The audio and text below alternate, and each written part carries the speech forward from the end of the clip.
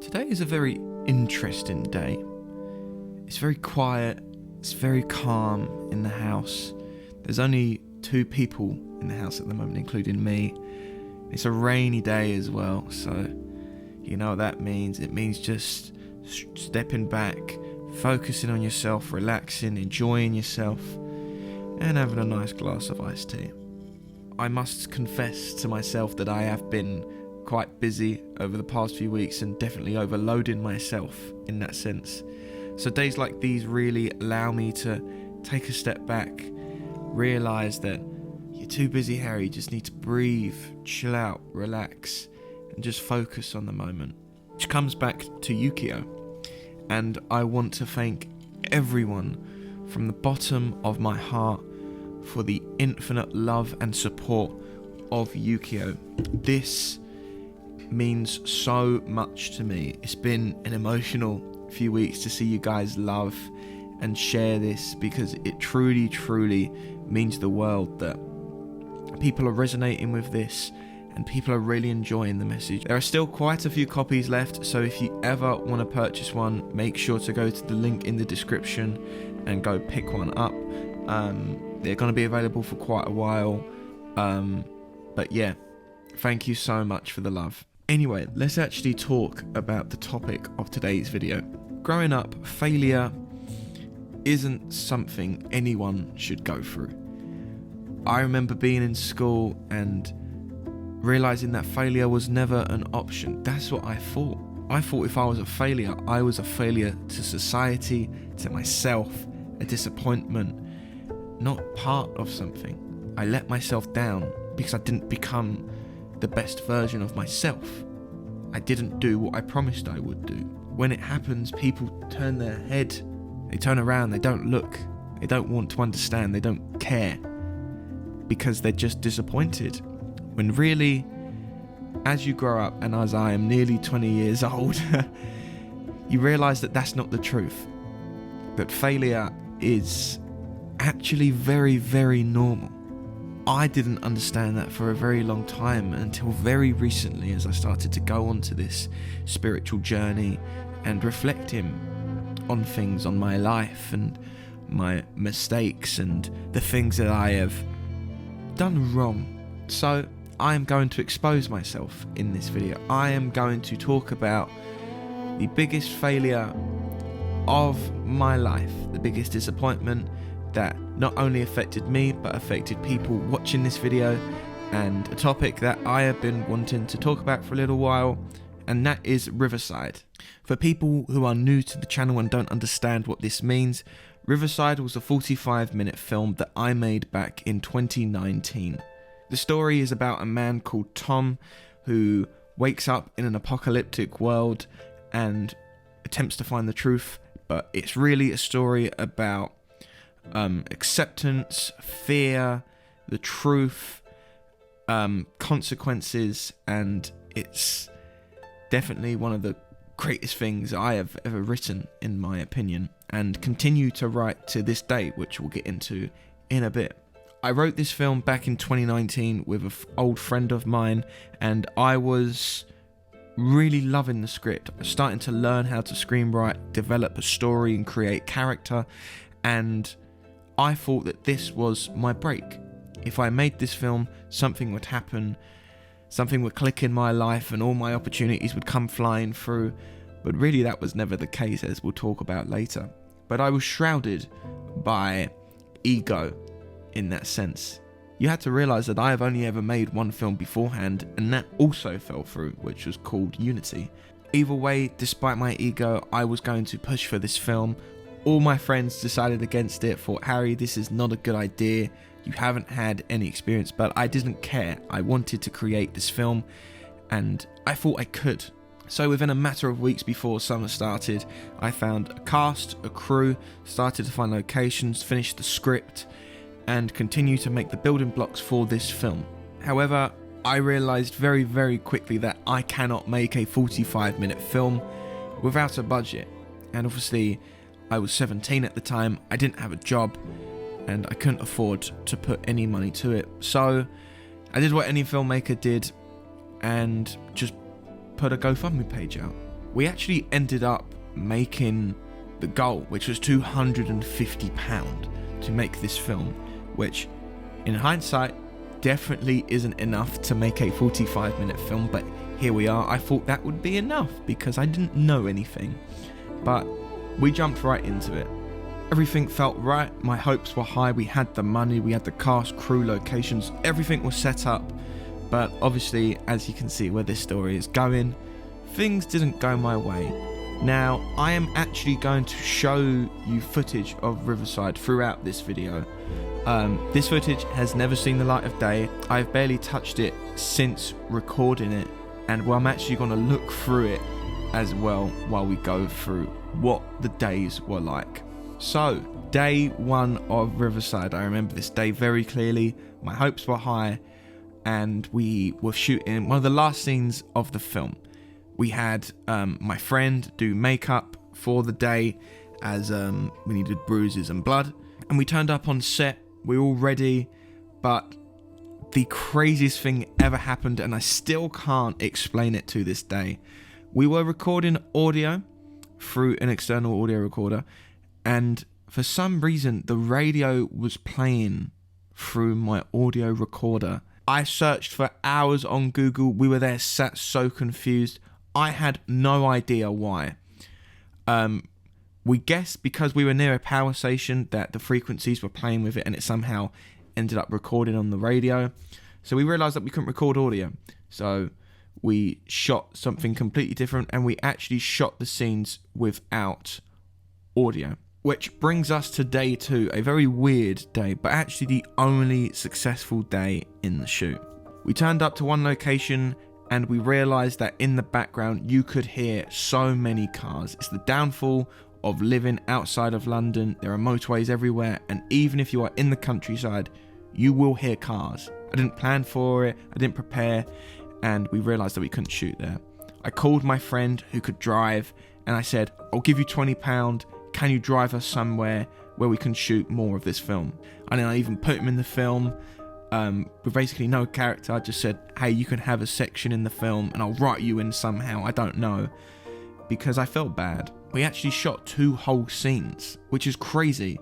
Those are the only 2 finished scenes in this film, and we shot them in a day, and that was crazy. The momentum was high, it looked amazing, and I was really, really happy. Until we move on to day 3, where things started to go horribly wrong. We turned up to location, and we realised again that there were cars everywhere. We're in a dystopian world, so you can't have the noise of cars, so we tried to get around it, but we couldn't, so we shot it anyway, not realising that we would be able to hear it. I ended the shoot early, we shot a scene, but it's not good, and I was so worried, because I didn't know what to do. I had no main cast member, and I didn't know anyone who would be able to do it with such short notice. So I spent the night panicking, didn't really sleep, but I couldn't worry about it because I had to shoot the next day, which ended up actually being the last day of the shoot. And I kid you not, was arguably one of the worst days of my life. We turned up to shoot. I can't even remember what scenes we were hoping to film. We got in a few extra cast members to just help shoot. One of them couldn't turn up in the end, unfortunately. And as we were about to start shooting, torrential rain. None of the gear was waterproof. My bag wasn't waterproof. We had to hide under trees and cars for ages. We ended up getting some really nice photos because it was just a nice aesthetic. But it didn't matter. We wasted hours of my day waiting for this rain. And it got to 6 p.m. and the rain finally finished. Around this time, I started getting phone calls from more cast and the other main cast member confirming that they can't do this shoot anymore. And after talking to the main cast that were actually there, we realised that they're going soon as well. They're here for a few more days, and we had none of the film shot. We had less than 10% of this film shot, and we were about to lose our 2 main cast members. Things seemed pretty gloomy. None of us really knew how to react. I was thinking so much, I was panicking, and then one of the castmates just told me honestly, Harry, we can't do this. It's impossible. We shot nothing today. I only shot 2 scenes, 3 really, over 3 days. So I quit. I never felt like such a disappointment in my life. I didn't let myself down, I didn't let the cast and crew down, but I let down everyone who donated and supported this whole project. And it was the biggest ego hit I ever had. But I needed it. And the reason I have been so scared and putting off a film for so long was that experience. It left a scar. And it's why I've been so inconsistent over the past few years, because I've been so scared. But they say that sometimes you need to get knocked down. And that's what I needed. Because now that I'm reflecting on this process, I realized how much that it has pushed me today. How much it has changed my life in a positive manner. The quote that I have read so many times and so many people have said, that failure is growth. You cannot progress and achieve incredible things without some sense of failure. And that is why failure should be accepted within yourself and within our society, because nothing great was ever done without a risk. If I never took that risk as a creative, I would have never known failure like that. For many years, I would have played it safe, but I didn't want to. And I look at that now with confidence. I look at that with pride, because I was able to push myself, seek discomfort, and try something completely new when everyone told me I shouldn't do it. Yes, I am incredibly sorry to the cast, crew, and everyone who donated and supported to Riverside. You have my infinite gratitude and love, and if you ever need anything, I am only a call away, because that is what you deserve. I've tried to promise you something, but I couldn't do it, and for that I am sorry. But I'm not going to let something like that stop me, because that's not the person I am. I look at that with a scar on my chest, and I hold it with absolute pride. Again, it's been nearly 2 years since that moment, and I've only started to heal from it recently and bounce back from it. So as I jump into production of my new film very soon, here's some things that I have learned about how to improve and bounce back from a failure. Author David Brooks writes in his book, In the Road to Character, we live in a culture that teaches us to promote and advertise ourselves and to master the skills required for success. But that gives little encouragement to humility, sympathy, and honest self-confrontation, which are necessary for building character. What Brooks is saying here is that we need failure in our lives to become stronger and build character. Nobody is perfect. We will all go through our lives making mistakes every day, whether it's small or large. And we can improve from that. We'll never be perfect, but we can always improve. If you've made a mistake within yourself, small or large, the first thing is acceptance that you have made a mistake. It happened. It was a failure. Okay, I am human. We're so stuck in a reality that expects us to achieve incredible things overnight, when that is really not possible. Influencers, creatives, CEOs, entrepreneurs, they don't achieve that overnight as much as it seems like that online. It takes sacrifice, hard work, dedication, humility. So many traits that we need as a society. When you understand that and you can see the flaws in your planning, progress, or mistakes, that's when you can go on to the next step, which is improve. Slowly improve. Again, nothing happens overnight.